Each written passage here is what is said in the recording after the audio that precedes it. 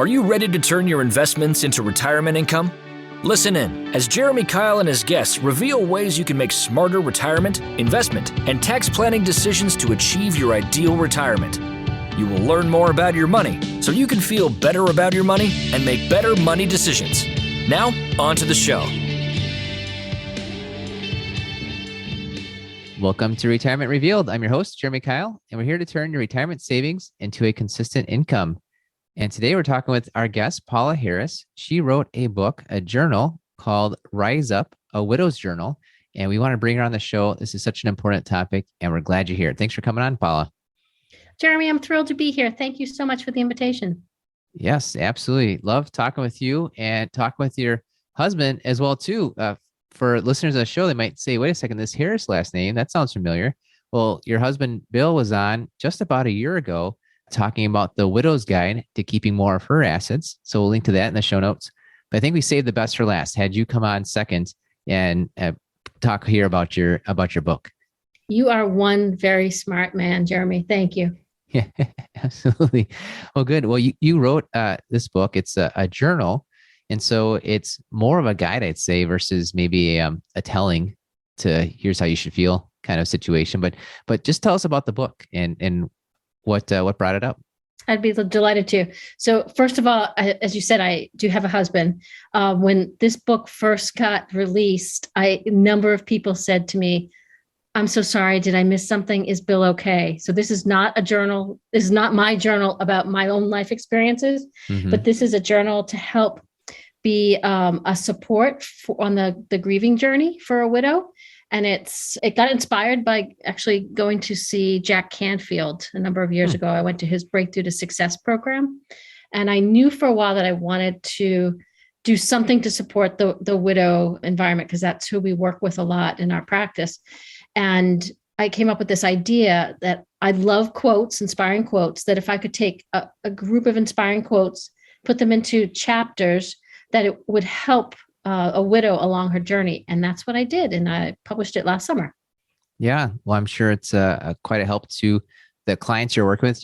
Both of you work together in your financial practice as financial advisors, and you work a lot with the widows. That's how you came up with first the Widow's Guide to Keeping More of Her Assets. And I think just as important, probably more so beyond even the money part, is how do you, I like what you put down, a place to gather and reflect on your journey, because it's certainly a journey, and there's a lot of ways that you could approach it. And hopefully, thankfully, I think a lot of people are widows for the first time and maybe not the second or third time on there. And so good for you for observing what's helped others and putting it into a package so that people can walk through it as well. Thank you. Thank you for that acknowledgement.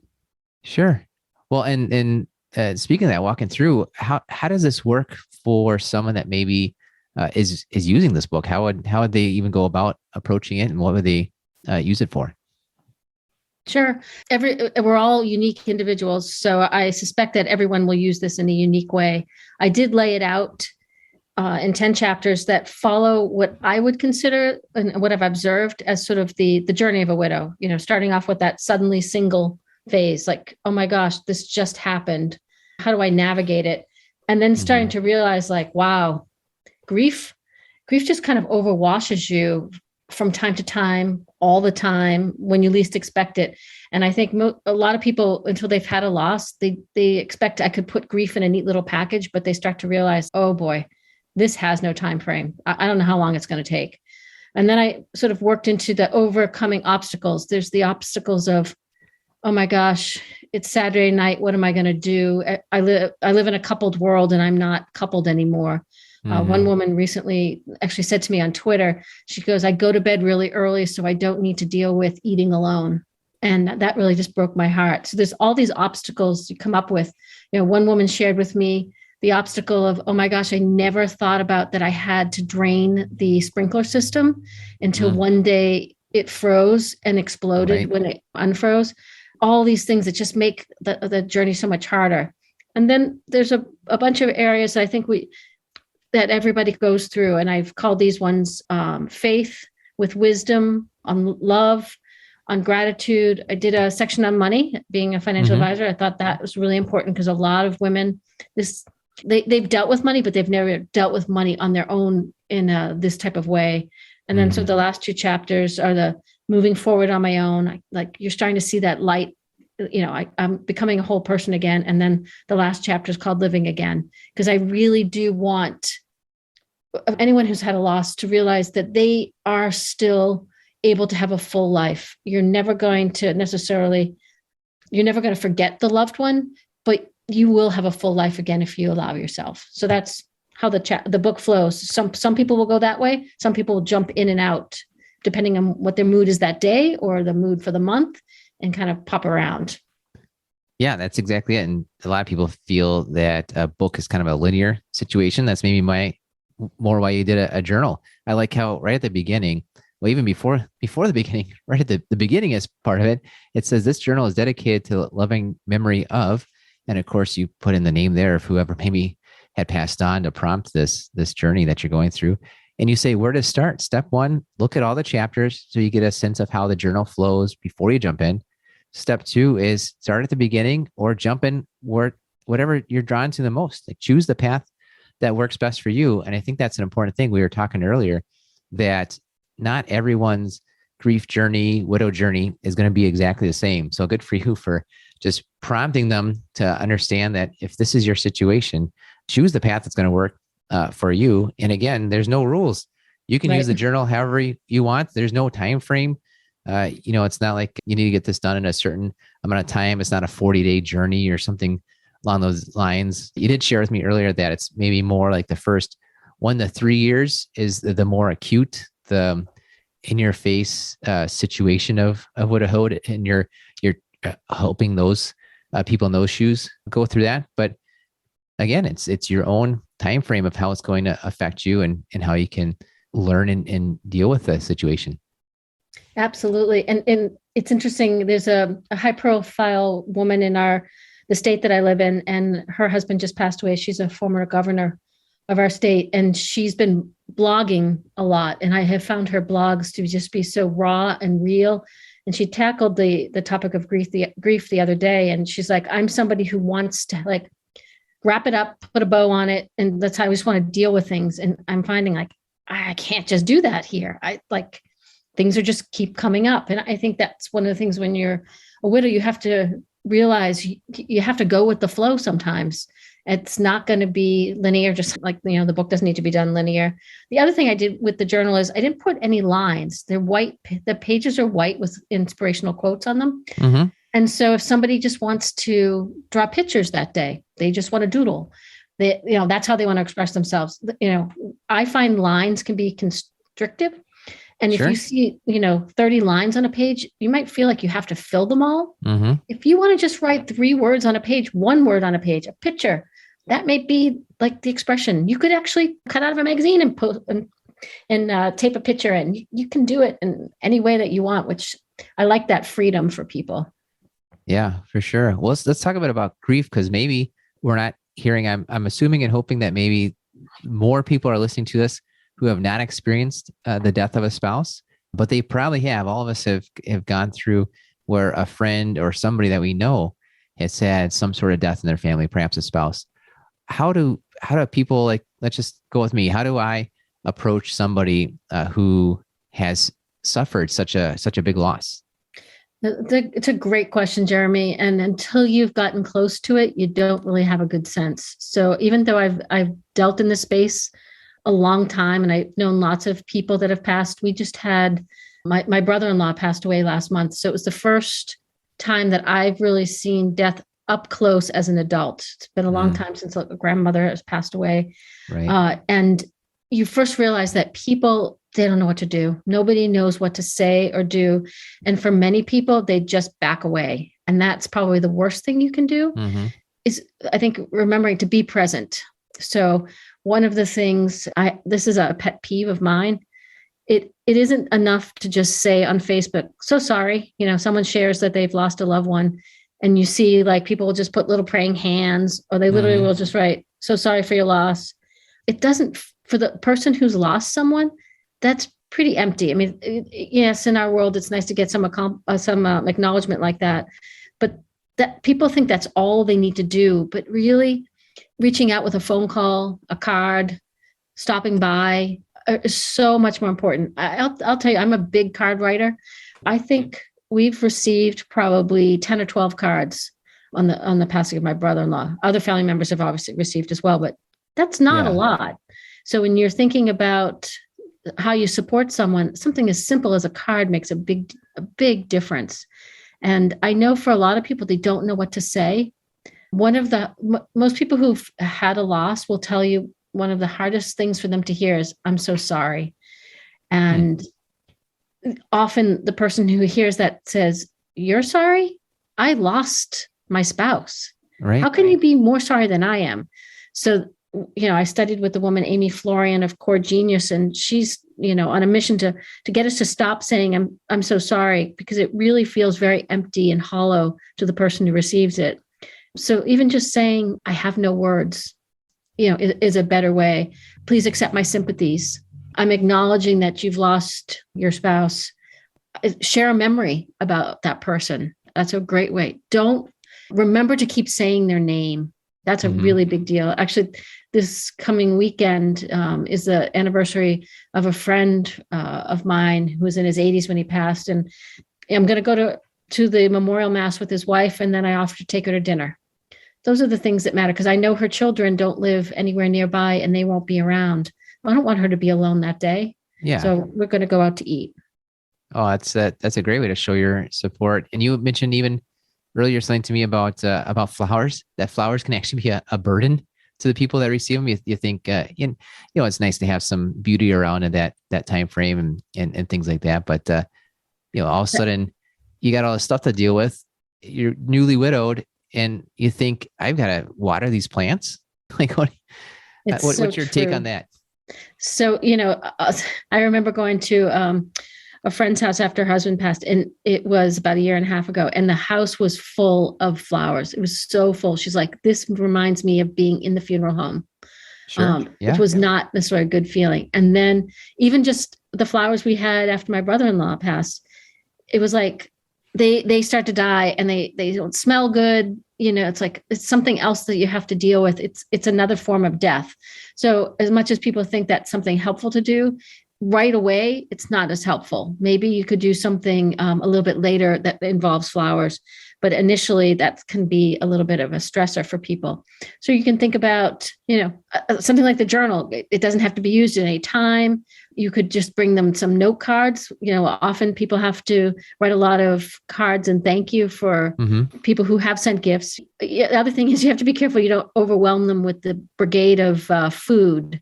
Everybody shows up in the first, 7 to 10 days with food, but then everybody goes back to their life and they forget that home cooked meal might be a really nice thing to do a month in, 2 months in. So kind of spreading out those ideas, dropping cards. I've had friends tell me that just even a text that says, "I'm thinking of you," a little heart text, it makes the person realize they're not alone. So getting creative of ways to keep in touch. Keeping in touch is really the big thing. It's Jeremy Keil here, and I know you're listening to the Retirement Reveal podcast because you want to learn more about making great retirement decisions. I've created a free video course for you to do just that. Head over to 5stepretirementplan.com and sign up to receive this video training right in your email inbox. We broke down our 5-step retirement plan into bite-sized videos so you can get started on the retirement, investment, and tax planning you need to create a consistent retirement income. Go to 5stepretirementplan.com, use the number or spell it out. You'll get there either way. 5stepretirementplan.com. Thanks for listening. And now for the rest of the show. Yeah, absolutely. I like when you reminded me earlier about how flowers can be a burden. My wife cannot stand flowers, and people talk about, oh, it's her birthday or it's Valentine's Day, you're gonna get her flowers, and it's like, no, because that is the last thing she wants, and it's literally because she hates the idea that flowers die, like cut flowers die, and that's just not. And she hasn't gone through any large losses to trigger those memories, but imagine down the road, that could be a big situation. That this is just not the best way to express, a comforting feeling. But you also mentioned too that, and she tells me this all the time, she's a school counselor, so she's definitely more in tune to different situations where empathy is really needed. And she talks about how mean, somebody dies or something big happens, it's almost like you're famous for a week or two. Like Yeah.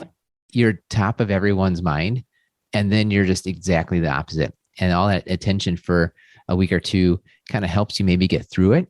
And then all of a sudden you're lonelier than you were even 3 weeks earlier. So following up like a month after someone passes is one of the biggest, most important things you can do.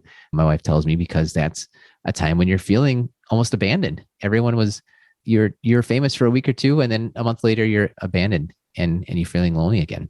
I think that's really great advice. That she's obviously very good at her job. Yeah, she is for sure. Yeah.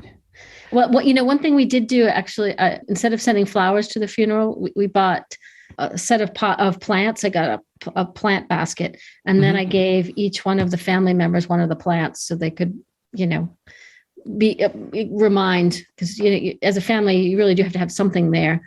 But hopefully people seem to appreciate getting that, and we'll see how it goes in a couple of months if the plants are still alive. Right.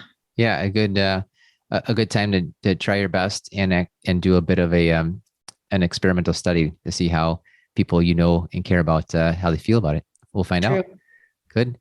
Well, there's I'm going to talk about a couple of the chapters that you have in the book. Again, it's 10 chapters, 10 different things that you're approaching and encouraging people to go through. It doesn't have to be in any particular order, but you mentioned you're taking this friend of yours, you're taking her to the memorial mass for her deceased husband.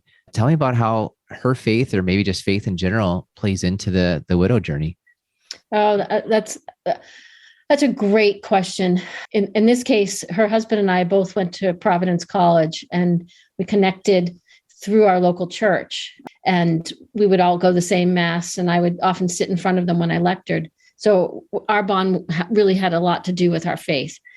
I have found when people have a strong faith life, they are able to handle grief in a much, I'll say, easier way. Because when you have that trust in knowing that you're going to be taken care of, life is just a little bit more simple. You know that you can lean on God and he will take care of you. So the chapter on faith has has some scripture quotes, but it also has the theme of hope a lot. And I find when people have a strong faith life, there's the hope. I actually went to a funeral a couple of weeks ago, and the woman had been diagnosed 21 years before with multiple myeloma and was told she would only live like a year, and she lived 21 years. So at this point, she was actually excited to die because she was going to be reunited with all of her loved ones, and she was going to be at her eternal rest. And her faith was so strong that it brought her family joy to know she was going to be okay, which then made them okay with her passing. And it was one of the most beautiful funerals I had been to, and the homily and just that faith and hope and eternal rest just wove through. And I find that when people have that faith life, it makes the journey just that little bit easier, because, you have the Lord to lean on. You're not alone. You're never alone at that point. That's absolutely important for sure. And another important piece of the widow, I think we're going to call it the widow journey at this point. Sure. We're just going to stick to that for right now. But another piece of that is kind of what do you deal with the aftermath, almost in terms of, am I going to be okay? Like how does the money look like? And I know you're a financial advisor. I am too. And a lot of the people that are going through the widow journey are 55 plus. And it's not quite fully there, especially for that demographic where the males and the females take a separate or a similar tactic towards money. I definitely see where you got the 20-year-olds and 30-year-olds and 40-year-olds where it's more of a equal attention to the money. But I find so many times when I'm talking to, it's becoming better about it, but I'm talking to a couple, and a lot of times it's the wife just chooses not to be involved in the money. It's not that the husband even takes it over. It's a lot of times that the wife is not involved by her choice. And then all of a sudden, statistically, she's going to be 100% involved with that. How do people that are facing that situation go through things? Oh my gosh, Jeremy, that's just a great point. And I'm going to just read a quote quickly from the book. That's my favorite one that I use with women because I'm right in that demographic of, the average age of widowhood is 59, and that shocks people. So I'm always trying to motivate women to pay attention. So that Barbara Stanny has this great quote: Prince Charmings leave, Prince Charmings die. Prince Charmings aren't always great money managers. Your job is to participate in financial decisions from a place of knowledge, not fear, ignorance, or habit. And I think you're absolutely right. Too many women sort of put the blinders on and think everything's okay. So, when or if this day happens, it is kind of shocking. Like I have to figure out how to manage the household on my own. Some recent people that I can think of, they haven't been working. Some may have not worked in many years as they raise their kids. Well, where's the money going to come from? That's usually a big one. Am I going to be okay? Where am I going to get the money? And hopefully people have planned well and that there would be a life insurance policy, but sometimes there isn't. And then how do you navigate? Okay, what bills do we have? What do I need to cut out? What do I, maybe need to add in? And I'm sure you've used this advice as well. No major financial decisions for a year. Yes. Obviously, as we call it, if there's something on fire, you need to address it. Like, you need to get paperwork filed. You need to get the final tax return done. You need to get the estate plan in order, but you don't need to make a decision on selling the house or moving. And usually those decisions are way too emotional. The woman is in what's called grief fog and often won't even remember things she did or said for anywhere from 6 months, 9 months. Everybody's a little bit different in that. So it's really trying to get her into a decision-free zone. Let's not tackle this now. Tackle what has to be done, but be slow and deliberate. And from the investment side, typically you don't have to do anything right away. You may have to retitle some assets, but you don't have to buy or sell things. And so kind of keeping things as calm as possible, I think, is a big deal. And the other big thing is getting a handle on cash flow. Women often have a good sense of the general cash flow, like what's coming in, going out, but it's the investments that kind of trip up a lot of women. And I keep trying to explain that just keep it basic. Don't get overthinking it.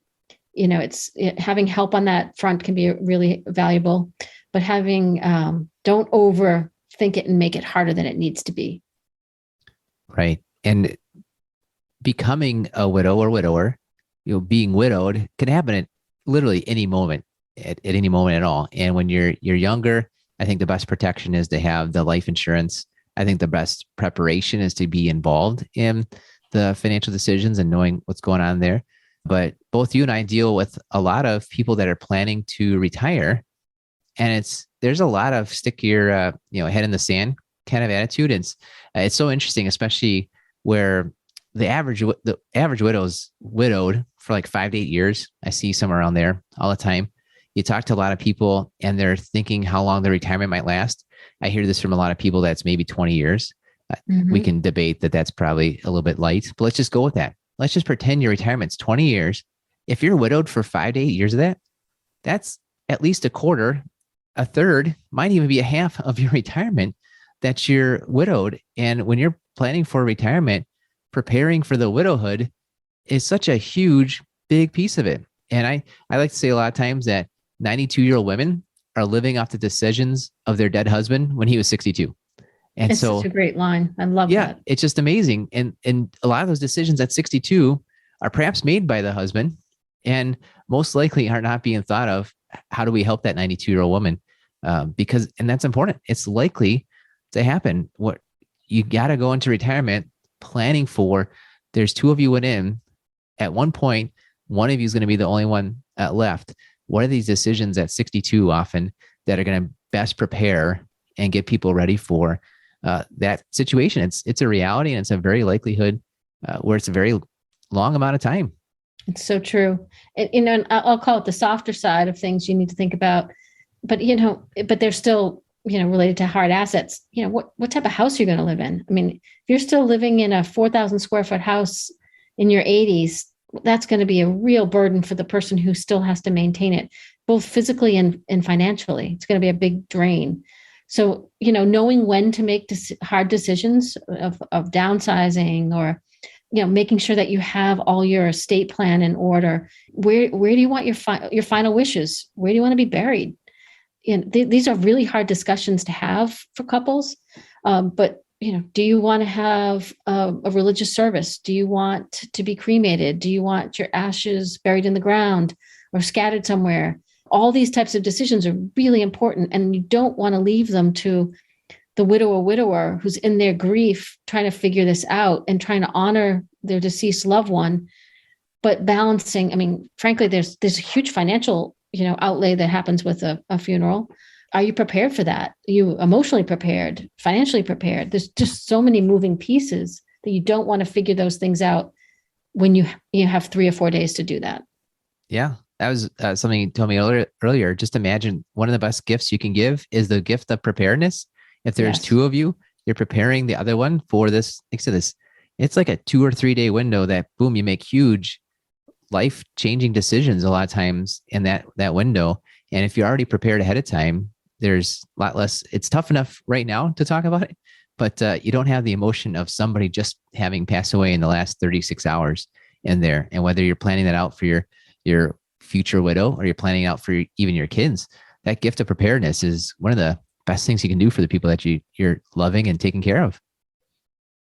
I would agree. It's just so important. And especially where I think children aren't aligned as much with their parents, at least from a faith-based perspective. You see less children going to church where the parents did, and they don't know what mom or dad might have wanted.